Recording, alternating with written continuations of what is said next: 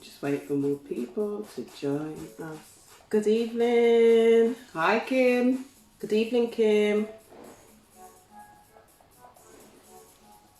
If it's your first time to No Ordinary Woman Chat Show, we are a platform to inspire you all. It's just amazing to have you joining us this evening on Sunday, the 14th of June. We hope all is well with everybody. It's been a lovely day. It's been a lovely weekend. Was it last week? No, it's the week before. You were saying you were. No, it was last week, weren't you? Moaning about the weather. I said, "This is England, and the sun will come eventually. The sun will come out again eventually." Yeah. So, how is everybody doing this evening? Could you hear us loud and clear? If you can, please give us the thumb up.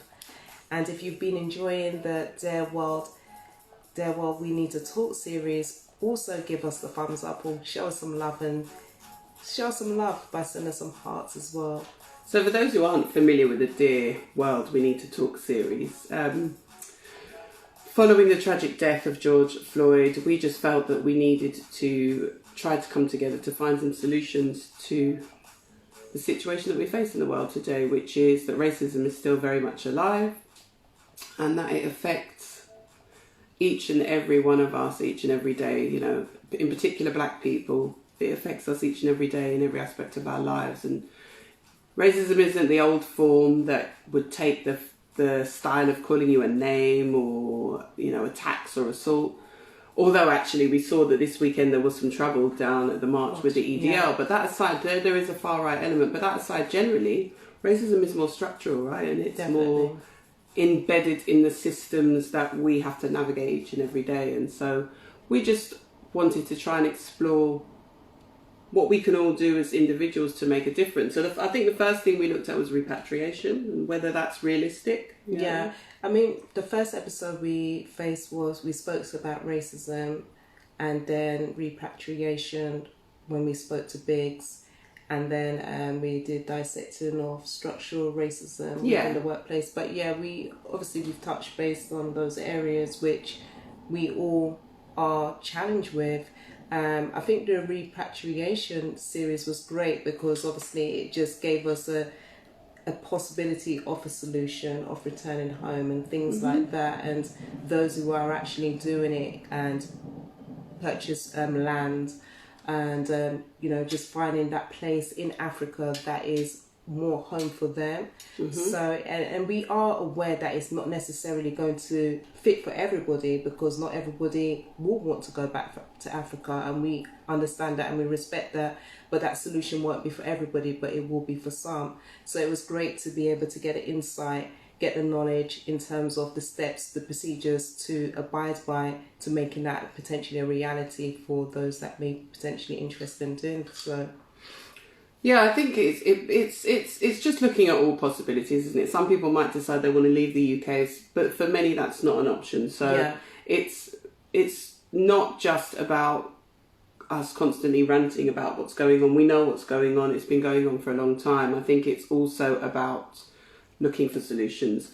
But we both concluded that as black people, especially those who have come from the Caribbean and whose ancestors will have been slaves, we are very traumatized as black people.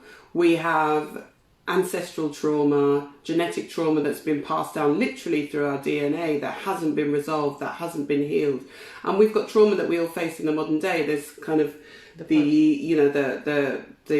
issues of the trauma that we've faced previously that we haven't healed from. And because we haven't healed as a people, we're still hurting.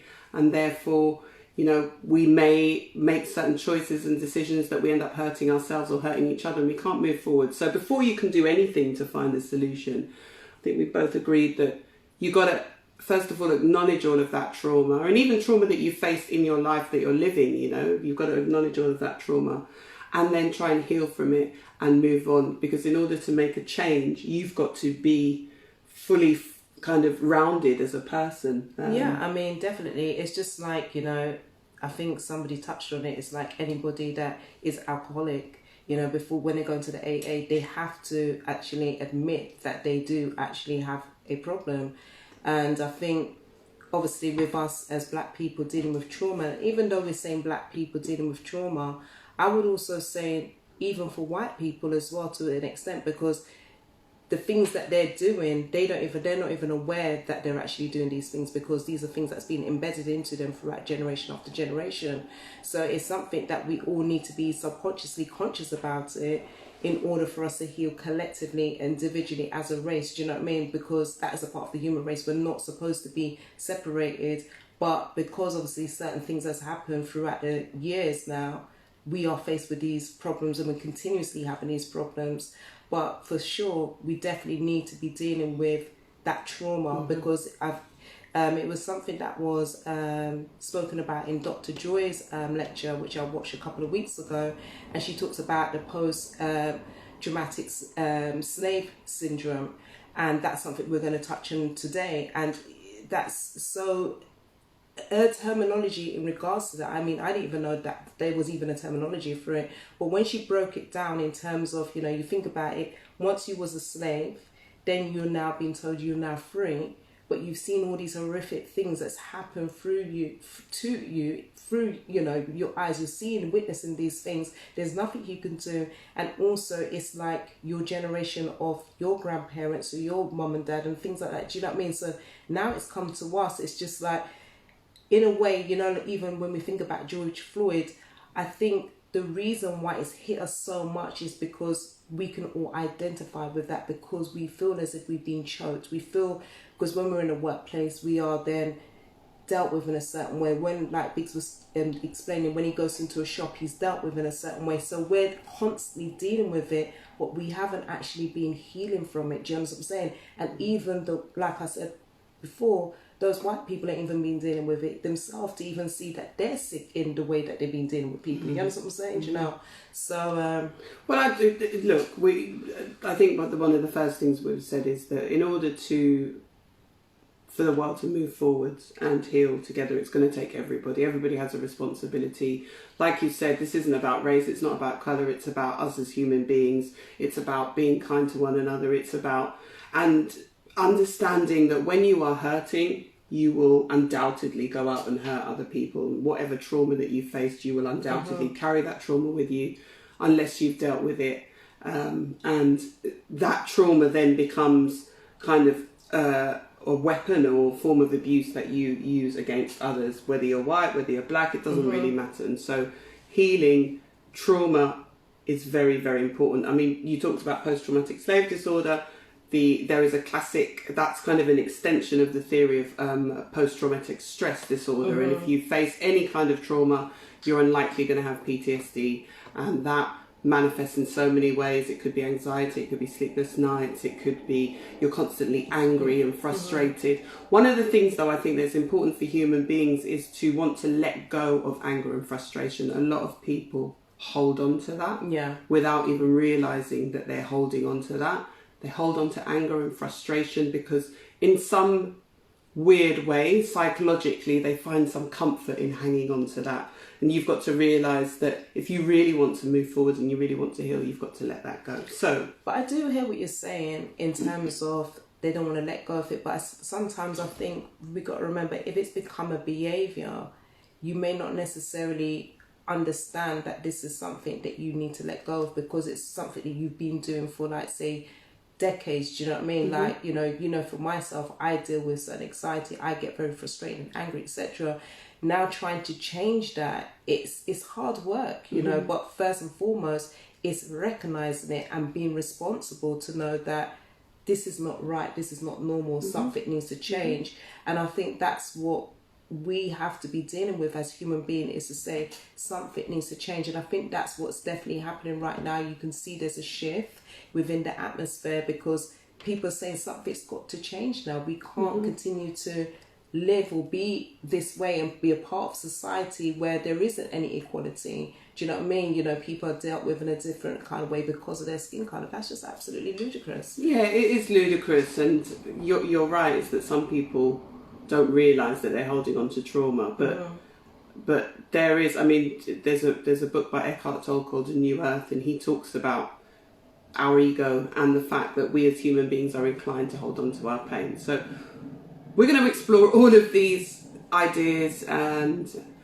kind of trains of thought within the conversations that we're going to have. We have got a guest lined up, and after that guest we do want to welcome your views and your opinions, and for you to join the live. So if you want to talk about it, if there's anything in particular that kind of you hear and you want to make a comment on, or you want to talk about your own journey in terms of your trauma and healing, then please feel free to request joining the live, and we will more than happily add you to the conversation. As we say, this is about all of us collectively joining together to determine really a better future for us all, right? Definitely. So who do we have on today, Kat? So this evening we have Her Royal Highness, we have Queen DIAMBI, and she's going to be joining us this evening. We're going to be talking about trauma and healing this evening. Now this woman, she's got so many titles. She's Queen of Congo and Brazil as well, so she is just going to really bless us with her presence, and she's going to really share some knowledge in regards to us as Black people. How can we overcome? How can we deal with trauma? How can we get the healing that we really rightfully deserve? So please, without further ado, guys, please give some hearts and love to the Queen herself.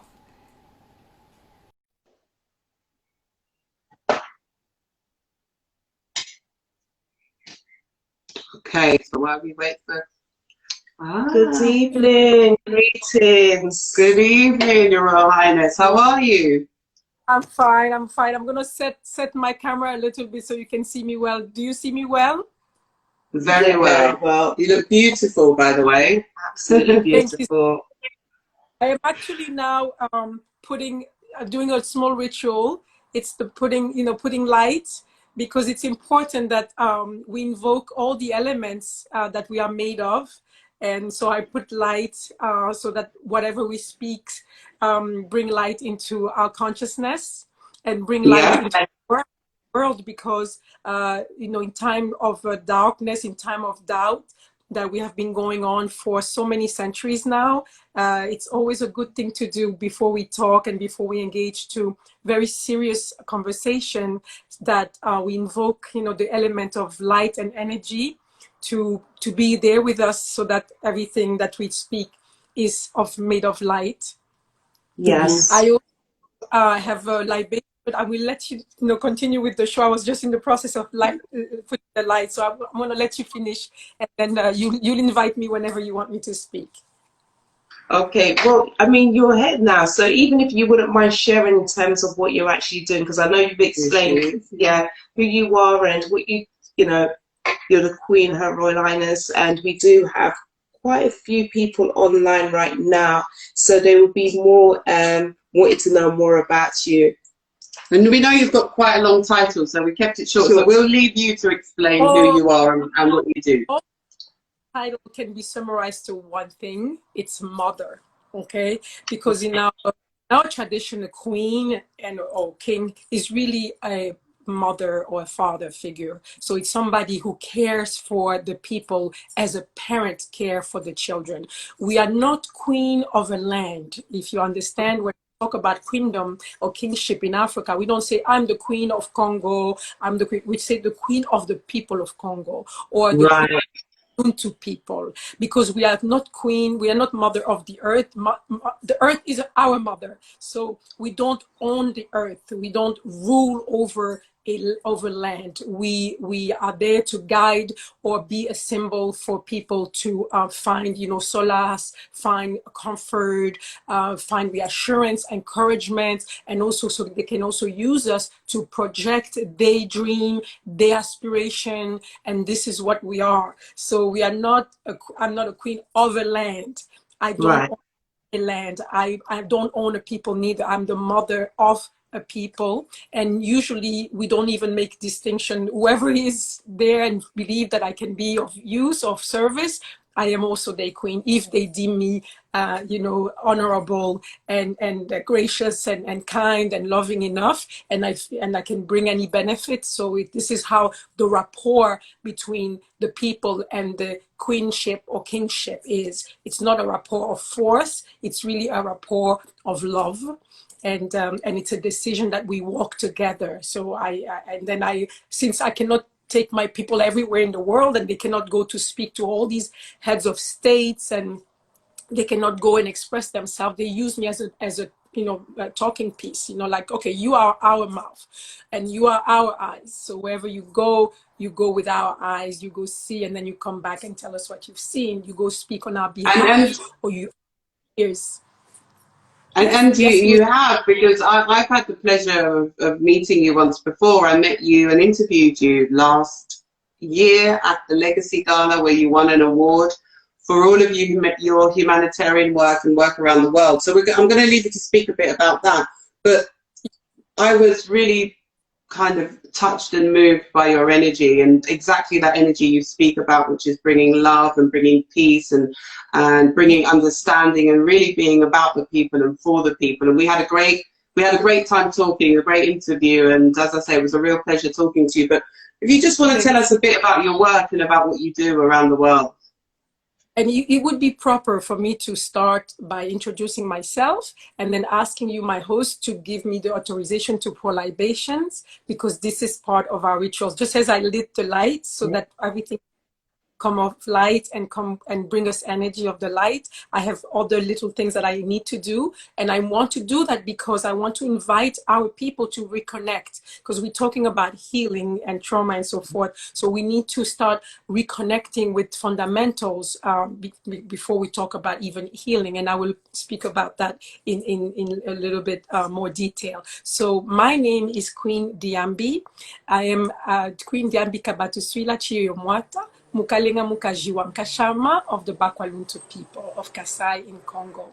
I am also Queen Mother of the Order of the Brazilian African descendants. And Mukalenga Mukaji means the female king of the Order of the Leopard. So I am, the reason why they say female king is, again, because we're using English as a language. It's not our language, that we don't have the discernment between female and male when it comes to kingship. And, right. and that's why. And I am, I have all the, assets. I'm a psychologist also. I'm an economist as well. I did all the training that I needed to do in order for me to hopefully, hold this position with honor and competence. I work all over the world. I was crowned 4 years ago in Congo, and mission, when they asked me about what I wanted to do, is like I said, I lived in the United States at the time I was crowned. So I went to Congo, I got crowned, and I was like very confused. I was like, oh, what am I going to do now? Am I going to sit here under the baobab tree and to just, be the queen? And they were like, no. This is not the kind of, mandate we are giving you. So you have to speak from your heart and tell us, what do you think you should do? So as I've lived in many countries before, as a Black woman, I grew up in Kinshasa, Congo, but I also lived in Belgium and I lived in the United States. So I lived in Europe and America, and I raised my sons here in America as Black children. And so I was like, I really have an experience of becoming an African woman outside of Africa. Because when we are on the land, we really don't even think about it so much. It's just like, we take it for granted. And also we have gone ourselves through much trauma that I will explain later, what in terms of our collective experience. So, I was like, I went to the United States. I realized, a lot about Africa and the meaning of Africa and what I was missing from home and connecting to our traditions and things like that. And so I really realized that there is a force that is rising, and it's the force of the African people throughout the world. I got to meet a lot of Africans around the world, in Brazil, South America, in Jamaica, in Haiti, in Cuba, in Republic, in the United States, in Canada, in Europe, and I found there was a formidable force and so much assets, so much resources, so much passion. And a lot, when I was digging, I realized that the passion really came about that they stood firm, the ancestors stood firm in their culture. Despite the fact that they were forced to, forsake their culture, they kept it really, in the heart, where it mattered the most, and they kept the spirit of Africa alive in them. So although they were in bondage outside, within they were free. They were free to express Africa in so many different ways. And that strength I find really breathtaking and inspiring. So I said, no, I think this is really what Africa needs. Africa needs to inspire herself from her children from abroad. Those children of the African diaspora, they are the descendant of amazing warriors. And they have undergone so much extraordinary experiences, and they were able to overcome, and not only overcome, but make a new Africa everywhere they went. They reinvented Africa in so many different ways, in sassy, jazzy ways, in colorful ways. And if they didn't have feathers, they'd use something else. If they didn't, so it was like a current of a fresh blood. And I said, this is what we really need to infuse Africa with fresh blood, because Africa has been they deprived her of her children, and they cut her off. So it's almost like they bled Africa. They bled her, and all the children that went, it was the blood of Africa that went. And so although we still are Africans on the land as well, and we are there too, we are also very courageous. We also went to different experiences, but we are missing that energy as well. I think that when we combine the two, it will be absolutely amazing. It will be something of great magnitude on the cosmic level. So that's really passion to really say, wow. you know, world, let's bring these pieces of the puzzle together, and let's see how our mother Africa has reinvented herself, have patched herself back to health. But we have to realize that we are all of us part of each other.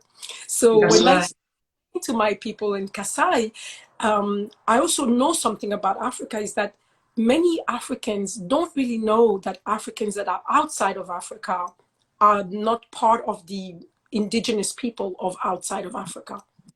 We have a memory problem. I will speak about that again later. So they were like, really, we have children over there? I said, yes, we have children over there, the children of our ancestors. They were taken here a couple of hundreds years ago until 1884, 1885. And then they are over there and they lived a life. They've had children. And so they were like, so we are so fruitful. We have children everywhere. I said, yes, we have children everywhere. So they said, now we want our children back. I said, oh, I got you. So I said, all right, so I will go out. I will put all my means, all my resources, all my work, all my love, my passion in just going around the world, finding the children of Africa, finding, I will call her Kama for sometimes. Kama is the name we call our mother, Kama, or Kamet, but in Congo we call Africa Kama. And I will go and look for Kama's children everywhere. She gave me a mission. The ancestor gave me a mission, so I'm gonna go. And so this is what I've been doing. I've been going everywhere in the world, meeting the different communities and doing healing work with the communities. And also the call for unity, the call for working to get ourselves in a better place. And I think that my work is resonating even better now with the backdrop of what's going on, which is not new, of course, for us, we know that, but it's even more that it's time. And then we have the technology our ancestors also left behind for us, because all this technology is also from Africa, the binary code, the computer was also invented by an African-American man, and there's a mobile telephony by an African-American woman. So we have all ancestors who have worked hard so we can have these means of communications so that we can connect with each other. So this is part of the work I do. And in the meantime, I also do a lot of other things. I have an orphanages in Congo where we're taking care of our street children. In Kinshasa alone, we have about 40,000 children on the street. And I have 7 orphanages that I work with, an organization called Ozeper in Kinshasa. We take the children off the streets. We help them, with housing, food, clothing, healthcare, a little education when we can. And then we try to also go and reach out to those on the street to bring them some food and healthcare and clothing, and sometimes protection as much as we can. With little means, we are doing the best we can. And when the family comes together, I know we will resolve those issues, because it is absolutely not of our tradition to abandon a child or to have a child homeless. That doesn't exist in our tradition. Never has existed. So those are new things that we have to make corrections about, So that's really some of the things. So I'm going to pour libation with your permission. Yeah. And, so and properly enter the sacred space. So libation is about I'm not going to go into lengthy explanation. Libation is basically, I'm going to just use some water to pour. And this is a symbol why we use water. We can use other things, but water is a symbol of life. Water is symbol of purity because we can cleanse what has been dirty. We can also use water as a symbol of strength because water overcomes anything. There is no obstacle that can stand in front of water. When you torment water long enough, you can find yourself in front of the most, most impeccable, force that will take over everything. And also water has also the flexibility and malleability to combine itself with other waters, meaning you can take many, many drops of water. Like us Africans, we are all over the world. We like droplets of water. But when we unite water, you don't know anymore which drop is which drop. So we can make a union and use this to show that we are malleable. So we can go in length with it another time, but libation is basically a symbol of us giving gratitude to ancestors, to life itself. And let me remind people that our first ancestors is the creator. It's the source of all life. So that's our first ancestor. And then, of course, we have all the other ones that are manifested in all kinds of forms, including the human form as we are today. And we give grace, basically, to all the ancestors. So this is the libation. We give grace to all the ancestors of the human race, the ancestors that have come before us for us to be here today. Give grace to the primordial ancestor, which is the source of life itself. Give grace to all the ancestors of the people here today with us in this discussion, reviewing this. We give also grace to all the ancestors that are not our blood relative, but that have inspired us and have taught us things and have fought for us and have showed us the way to our liberation and to our prosperity and freedom. We give thanks to life itself for all the benefits that we have, and we are all the blessings that we are enjoying. I give thanks to my host and your ancestors. I give thanks to my own ancestors. Ashe, Ashe, that was powerful. Thank you. Wow. A very simple process. We're not into dogma or anything. We just are simple and pure, and we just come to with gratitude, humble ourselves in front of the entire creation with this process, and say we are humble in front of all creation, in front of the primordial ancestor, and in front of all the ancestors that made us appear today, because we have all these great-grandmothers and great-grandfathers all over the place, and they've gone through so many different trials and tribulations, experiences that were much, much more difficult than what we have.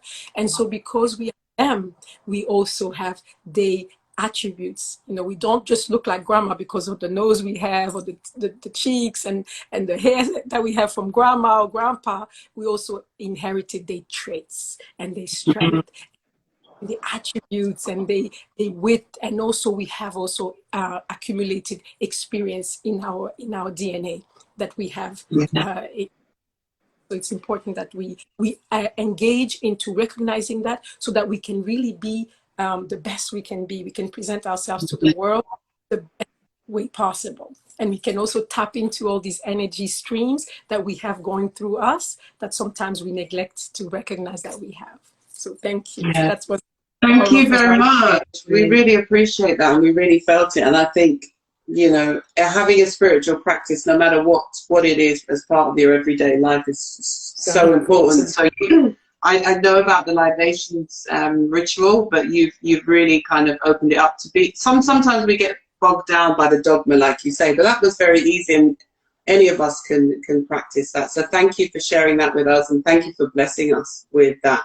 Now, you spoke about water. I found that analogy really interesting in terms of water, and that you can have a drop of water, and it could be a drop on its own, but it can mix and amalgamate seamlessly with other droplets of water so that it becomes one body. And you made that kind of comparison to us as African people, and I thought that was really powerful. But I guess, as we know, you spoke about how we are the children of African ancestors, which we know, but our continuity in terms of our family, our ancestral line, has been broken such that we were enslaved however many years ago, and there has been this disconnect. Obviously, there's been the trauma and the pain that we went through, but there's been this disconnect. And now, like you said, as African people, we're starting to wake up. But I just want you to kind of give your thoughts and opinions on what slavery has really done to us and what that means in terms of our pain and our DNA, and whether we realize it or not, how we are impacted by our ancestors being enslaved. Yes. So we're talking here about trauma, and we're talking about, healing. So when we when you have a patient or coming to you who's, have some symptoms of, illness, the first thing we have to do is make a correct assessment or a diagnosis of what is it that's really going on. So the first step is really to make a correct diagnosis of what's going on. And the diagnosis will be two parts. First, the diagnosis will be to first observe the symptoms. So what's going on in our communities? We see the symptoms, and now we know. We've been talking about all the maladies. We've been talking about poverty. We've been talking about lack of justice, lack of access to education, lack of access to good health care, lack of access to good, decent food, lack of access to jobs, lack of access to advancement in so many, those are just symptoms of what we see. Then, when you look on the microscope, then you're going to look at some other symptoms, the way that we do tend to reject our own and want to look more like, the person the people who have overcome and subjugated us. So the need to resemble the oppressor, the urgent need to adopt all their culture, they look, if we light the skin, the so-called hair, we dress with the norms of the West, we don't speak with an African accent or an accent that come from some island. We want to speak the proper English or the proper French. We even in Africa don't want to speak our traditional languages anymore.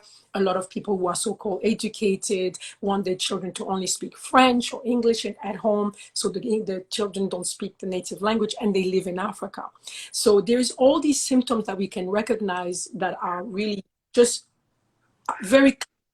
And although many people have tried to say, no, it's okay, we are now in a new era, post-racism era, we have an Obama in the White House, we have Black people, all over the place, they are musicians, they are, they are comedians. So it's over now. Mm-hmm. You see, no, it's not over, because that's just a very small part of the people who have made it in so-called the Western standard. But as a community, regardless of where we go, we face the same exact situation. Definitely. I've traveled, and everywhere I went, even if I go to Portugal and I go to what they call the ghettos or the favelas of it's all Black people. If I go, the poorest of the poor. If I go to Cuba, the poorest are the Black people. If I go to Dominican Republic, if I go to England, if I go to France, if I go to Africa. So I said, okay, let's take it to the level of the continent. Africa, which is the richest continent on the planet, yet harbor the poorest people in the world. When I say poor, I mean material poverty, not spiritual and moral poverty. So this is the evident symptoms. So now we have to ask ourselves, okay, we see the symptoms, but what is causing those symptoms? So refusing to take a look at our history is almost like refusing to say, what is the poison that's causing these pimples and these rashes? And what is to say, no, we're just going to put ointment on the rashes, but we're not going to give you, or we're not going to give you, this, you are allergic to this, that, and that. We have to know what's the root cause of what's causing these, symptoms. And of course, we know that it's the period that was very, very brutal of the African continent, that when we had foreign powers coming to overtake Africa and to subjugate Africa so that they can exploit the resources of Africa, including the human resources, because that's the most precious resources anyone can have, is the human resources, not only in terms of physical labor, but also in terms of intellectual production. So what happened? We have to know. Yes, just talking about slavery, it's even not enough yet, because it's just it's reducing the experience to its simplest expression. No, Africa is not just about the slavery. The European Assyrians started to invade Africa around 2,800 years ago.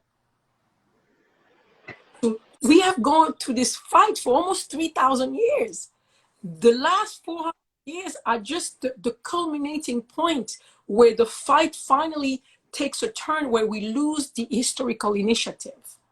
But we fought 3,000 years of the constant invasion of foreign people, because Africa, for tens and tens of thousands of years, Africa is the utmost civilized, continent. It's the one with all the discoveries, the mathematics, the sciences, medicine, architecture, anything you think, astrology, astronomy, all these sciences are really developed in Africa, and not just in the state of an embryo. They are developed to the stage where it's really very, very amazing science that produce results that we can still see today. So when we talk about mathematics, we talk about, for instance, they give you the Pythagorean theorem. It's not Pythagorean. He went to Africa. He said it himself. I went to Africa and studied it in Africa. Yeah. Same thing. We talk about fractal mathematics today. Very recent, in the Western world, the comprehension of fractal. We've had it for thousands of years. We find now that we're doing mathematics in Congo 25,000 years ago. And we can only look at some of the things that have been left behind by our ancestors to see that the production, intellectual production, spiritual production, physical production was massive. So Africa was the center of the world. Everybody came to Africa. From Asia, from Europe, they came as visitors, like we go to New York today, or we go to Paris today. They went there, they studied, they send their children there to study, come back. You think Buddhism has its origin in Africa? Of course. We have found, stones with all the asana poses of the Buddhists, and when you understand the wisdom of the forefathers, you can find that there. So Africa, for thousands of years, has not just been the cradle of humanity and the cradle of civilization, but it has also been the bedroom of civilization and humanity. It has been the living room. It has been the kitchen. It has been the office. It has been the church. It has been the university. It has been the palace. So we didn't come out of Africa as people who were really in the embryonic state. So because we have to be careful when we say words like the cradle.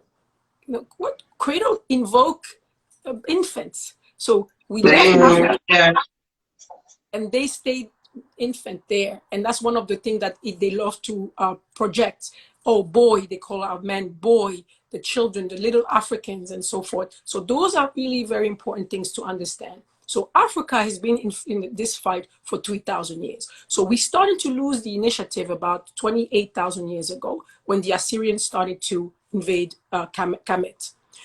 Once this happened, we moved back south, we moved southeast, we moved Central Africa, and we moved west. So it was a long period of a lot of migrations from the Kemetic Empire to the constitution of all the different, empires in Africa and all the kingdoms. So there is a period that we call Imperial Africa. And Imperial Africa is where Africa is again thriving, because we took our knowledge from Kemet, and not just Kemet, all the way down to Kush and what's Sudan and Congo today. We took all that knowledge and we move it, and we reconstruct in a different way other places. So we have thriving kingdoms. We organize our society beautifully. We have, of course, it's a turmoil, but after a while, everything settled down. But then during the Middle Ages, it's after the fall of the Roman Empire. What happened to Europe? Europe has always used Africa as a reserve, like where they go get the food, where they go get the gold. So you never hear say Europe discovered Africa, because Europe always, we had interaction with Europeans, even when they were what we consider to be barbarian, because they had nothing. They lived, in very, poor conditions. So they knew about Africa. They always knew about Africa, and they knew that if you want to have a good life, go to Africa. Get what the Africans had. So why Alexander the Great and the Greeks went to Africa after the Assyrians? Why the Romans went to Africa? If it was a land that was doomed, they wouldn't have. They wouldn't go there. Yeah. After that, when the European powers started to restructure themselves after the Dark Ages, what the Europeans call the Dark Ages, they realized that, you know, they need the gold. They need, you know, all kinds of things. And where do we find that? In Africa, once more. Africa. Equally trading, they start opening posts of trading posts and so forth. But of course, we know that there is a ulterior motive to say eventually how we can gain control of all these resources. So we know the rest of the story. They came as friends. We welcome them as friends. We show them around. We say that they can come. We can do business together with very powerful kings. And of course, after a while, the relationship switch to now we're going to come to subjugate you. So now starts the wars, a lot of wars to take down kingdoms and kings, very powerful kings and armies. And at first the wars are pretty much equal, but then the discovery of the firearm comes. Firearm is there, now it's chaos. So I'm really doing it a very short version of the whole thing, because when we Africa today, we see some instability, war, political issues. It's the same thing happening 500 years ago. The Europeans come in and then they start, you know, creating chaos so they can divide. You know, they are military stronger, and now they start to penetrate the mind. And how do? They do that by showing us that we are not good enough, that everything that they have is superior to what, you know, we have. They start telling us that we are the children of the devil, that our practices are evil, that, you know, we have to surrender to their, you know, religious dogmas, which is telling us that we are the children of the devil again, because it's written in there that we are the children of the devil, or we are, you know, doomed, or we are cursed, colored. So there is not just the Bible itself, but there's a lot of books around the Bibles that were written by different, you know, fathers of different religion to underline the importance of making sure that we start to doubt ourselves. And then one thing people don't understand is that the Africa is not an Africa where everybody's connected. You know, people don't know the people of the Songhai Empire because it's far. Africa is huge, and then in those times they didn't have, you know, cars, and we don't connect with each other, so we don't even know each other really. After centuries, we separate. We have different tribes. We speak different languages. We have developed in different ways, although with the same, strength, but we don't really know each other. So now what they do is they create chaos and division, one against the other. So they come and start to do, you know, they take people away from, they fight with the king loses, the army is defeated, they take the warriors, they take the children, the people, and they amass them and take them to the so-called New World. But what happened after that? People hear, oh, you know, that kingdom was defeated. How? Well, they didn't have the gun. Oh, yeah, how can we get guns? Who's selling the guns? The Europeans say, okay, guys, yeah, guns, but if we get guns, then you have to help us get these people here. If not, we're going to get them the guns so they can help us get you, so we can trade you. So it's a lot of turmoil that happened on the continent, a lot of fighting, a lot of chaos, because one thing you talk about when we say we were enslaved, well, what about the ones who stayed? You were taken from someone. That person also was enslaved, although was not on the boat with you, was enslaved too, because they lost their loved ones. They lost family, they lost their community. How many cities just became chaotic? How many communities became destroyed because half of the population was gone? Nobody knew where they were. The remaining population had to flee because they were like, oh my God, maybe this can happen to us. So it's really a lot of extremely traumatic experience when they come kidnap you, they brutalize you. Not only they kidnap you, but something people don't talk about, for every one that was taken alive, 10 on the continent died defending him. So we don't talk about that. So death. We don't. Sorry to interrupt. We don't talk about that. What we talk about, this is what I often find, is that people want to blame each other. Yeah. And this is the problem that I have. It's very, don't get me wrong, we've all got emotions and we've all got feelings, and you know, when you're hurt or in pain, you are looking for somebody to blame. But that culture of blame still remains. So there are a lot of black people out there, particularly Afro-Caribbean people, who have said, well, my brother sold me, my brother sold me. And this is the narrative that they keep repeating over and over again. And no doubt there is some of that in part, but as somebody who thinks critically, I know that the story isn't as simple as that. It can't be as simple as that. There must be so much more to it. So I love what you say about those who are left behind are also the ones who are enslaved and are also the ones who are traumatized. Because again, that narrative of, yeah, your brother sold you is so divisive, and it's not entirely true or reflective of what actually took place. And it has to be, because when you look at Africa, you know, the same way we came as slaves, they still also have that same trauma that they're dealing with. Hence the reason why we are so divided. Do you understand what I'm saying? So there has to be an effect on Africa as well as it has an impact on us, because they're still dealing with it. Do you know what I mean? It's just like, for me, it's like, obviously my parents went to, say, Jamaica. When I go to Jamaica, and even my parents, occasionally we used to have conversations when I was younger, and I would say, but we're African, we're all Africans. And they would be like, no, we're not. We're Jamaican. So it's already just trying to dismiss where they originally come from. And there's so much of us that thinks exactly the same. And even to also put into this, when I went to Ghana, I didn't particularly feel welcome when I reached Ghana. I had a perception that I was going to be received. I've come home to the motherland, and it wasn't. That's not what my experience was. So it's just like you can see there's a disconnect there. But yes, how do we all come together? How do we get that healing so that we can deal with that trauma to come together? So that's the reason why, to talk about the trauma, I see, talk about the trauma, but to talk about the trauma, I'm a psychologist. Talking about the trauma is about talking about the story of the person. What caused the trauma? Without every trauma, to heal a trauma, you have basically to revisit the trauma and to heal while you're revisiting the trauma. You cannot just talk about the symptoms and then say, oh, here is the cure.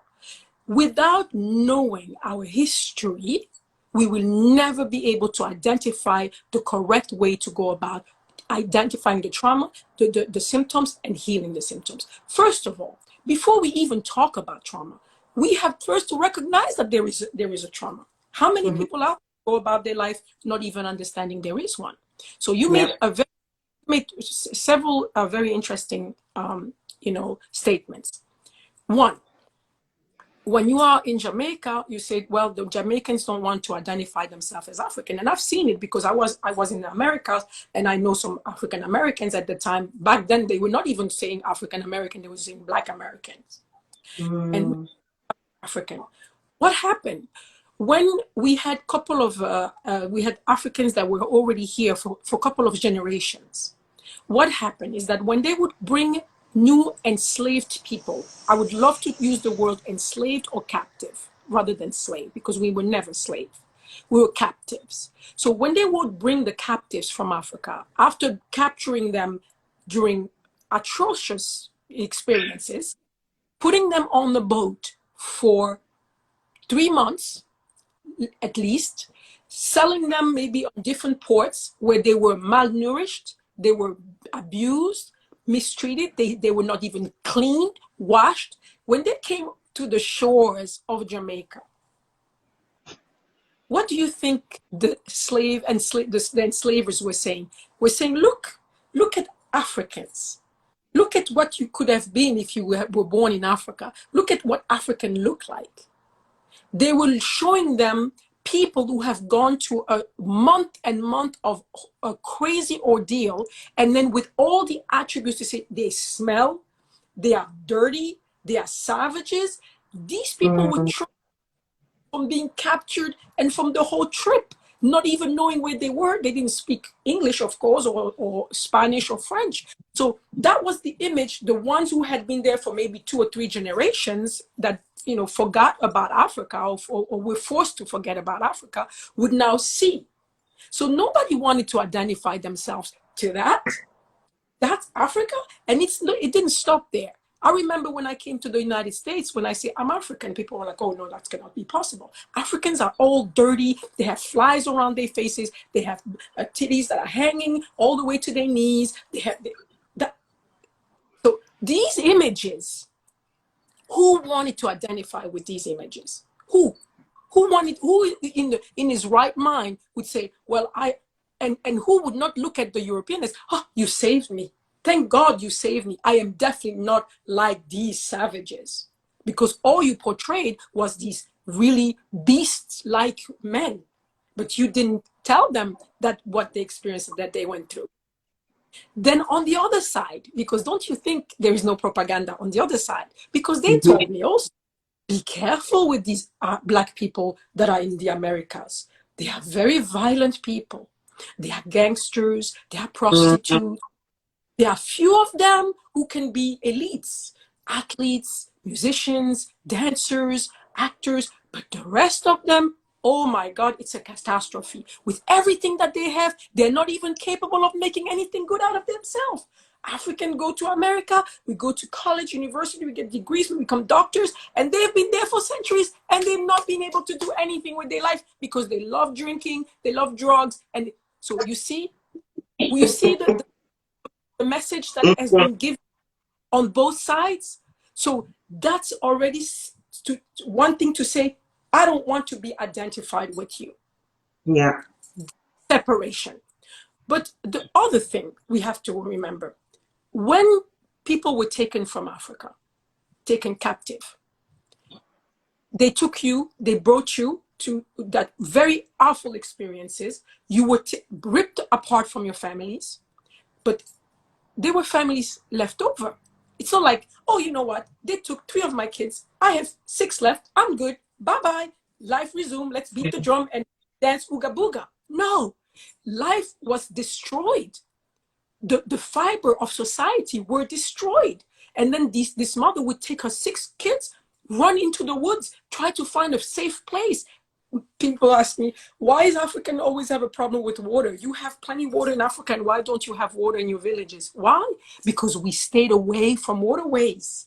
Because waterways was an easy way for people to find us and find the community. So we stayed away from water. So we try to have these refugee villages everywhere and recompose communities. And yet again, maybe another 2-3 years later, another experience again. We had to flee again and so forth. So for a couple of centuries, Africa is not in a static place where everybody is fine. And then everybody just wait for people to come and harvest a human being and then leave and then plant some more. That was not the case.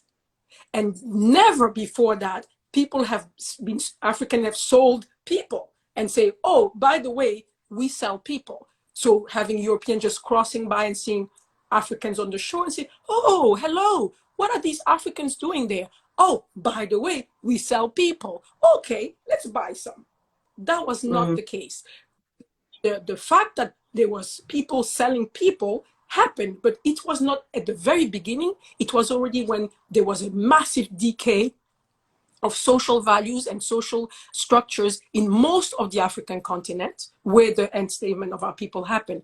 Let us not forget, the Atlantic human trafficking is not the first one. We have 400 years under our belt of human trafficking of Arab people on the east of the continent in Central Africa. So we have 400 years of experience of this already running around. And then once we are already on our knees, now we have on the west flank, the European that comes now to continue another 400 years. So it's extremely important to understand these facts before we understand what trauma is. We are not in a class of psychology, or we just open a book and say, okay, trauma, you got raped, you got beaten, no. What happened? It's not a trauma of a person, it's a trauma of a people.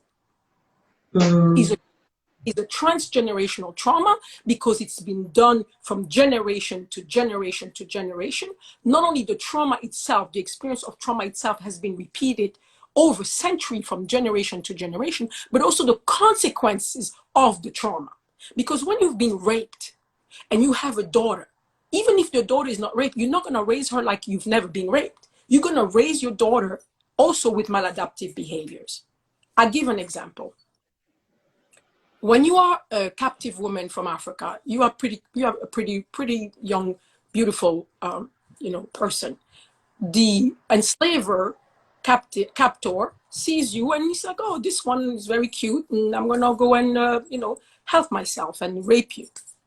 But then he kind of like the experience, and he feels that you're nice, and he can eventually have you move from the plantation to the kitchen, and maybe you can be a housemaid now. Okay. He rapes you. It's even if it's not violent, but it's not with your consent. But then from that, you start realizing that you gain some privileges. Hardship of the ones who are on the field anymore. You have more decent and clean clothes. You have better food. You have better treatment. Maybe the ones who keep the captives cannot beat you anymore. Only the master can, reprimand you because you are the favorite of the master. When you have a daughter, how do you think you're going to raise her? You also raise her with these, what they call adaptive behavior. But adaptive behavior comes from the trauma. So you're going to say, okay, so if I stay in the home and if the master likes me, then I have privileges, I have a better life. And maybe our children can stay here instead of being sold in other properties. So you know what? This is a good deal. So these women might raise the children and say, try to be nice with the master. If they sell you in another plantation, try to attract the master. Be pleasing to him. So those behavior of hypersexualizing the Black woman, this is a trauma. This is a symptom of trauma. Like we cannot only be one thing but a sexual object. Because being a sexual object back then would yield benefit and would yield preferential treatment. So this is what we talk about the history, to understand that once we were taken and abused in such a way, we had to find ways to survive. Because when you are abused and kept captive like this, we will have what we call in psychology cognitive dissonance. Your belief system is all of a sudden clash with the reality that you live. The reality that you live come to clash against all you've known in your entire existence. That a human being is free, you can come about, you can go where you want, you are respected, you are valuable, you are loved, you are cared for. All of a sudden, an experience happened to you that delete all these concepts for you. So you have to either psychically collapse, meaning you lose your mind and you become crazy, or you have to, after experiencing that dissonance, you have to find a way to twist either your understanding of reality or your rapport towards your past. So you can either choose, my past was garbage, this reality is much better, I'm going to live with it, it's the better way to go. How do I do to survive? What do I have to make to survive? And this is a lot of what our ancestors did. They had to survive. Just on that point, we could listen. I could listen to you all night. We've got literally a couple of minutes before it cuts off, but we want to bring you back. So we're going to say to the viewers, don't go anywhere. We're coming right back after this with Queen Diambi, who is just right now just enlightening us in so many ways, way beyond just the usual narrative of slavery. So Queen Diambi, don't go anywhere. We're going to join you right back in a second. Right here. Thank you.